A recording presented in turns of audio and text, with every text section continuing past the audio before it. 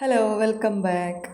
അപ്പോൾ ഇത് വീട്ടിലുണ്ടായ മത്തനാണ്, നല്ല പഴുത്ത മത്തനാണ്. അപ്പോൾ ഇത് വെച്ചിട്ട് നല്ലൊരു ശർക്കര മത്തൻ്റെ റെസിപ്പിയാണ് ഇന്ന് കാണിക്കുന്നത്. അപ്പോൾ എൻ്റെ ഉമ്മ ഉണ്ടാക്കിയ ശർക്കര മത്തനാണ്. അപ്പോൾ അതെങ്ങനെ ഉണ്ടാക്കുന്നത് നോക്കാം.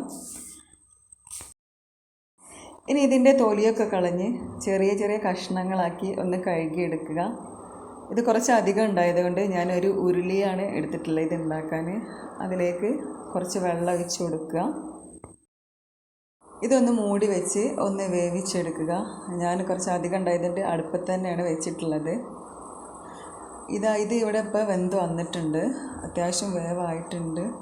ഇനി ഇതിലേക്ക് ഒരു 2-3 മണിക്കൂർ വെള്ളത്തിലിട്ട് വെച്ച വൻപയറാണ്, കുതിർത്ത് വെച്ച വൻപയർ ഒന്ന് പ്രഷർ കുക്കറിലിട്ട് ഒരു 2-3 വിസിൽ വേവിച്ച് വെച്ചതാണിത്. ഇതൊന്ന് ഇതിലേക്ക് ഇട്ട് കൊടുക്കുക. ഇത് കുറച്ച് അധികം ഉണ്ടായതുകൊണ്ടാണ് ഇങ്ങനെ ചെയ്യുന്നത്, അല്ലെങ്കിൽ രണ്ടും കൂടി നിങ്ങൾക്ക് പ്രഷർ കുക്കറിട്ട് വേവിച്ചെടുത്താലും മതി. ഇനി ആവശ്യത്തിന് ഉപ്പിട്ടെടുത്ത് ഒന്നുകൂടി മൂടി വെക്കുക.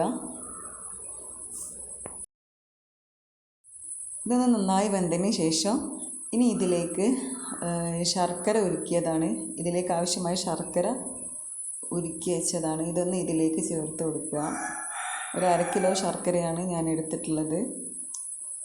ഇത് നന്നായി ഒന്ന് ഇളക്കി കൊടുക്കുക.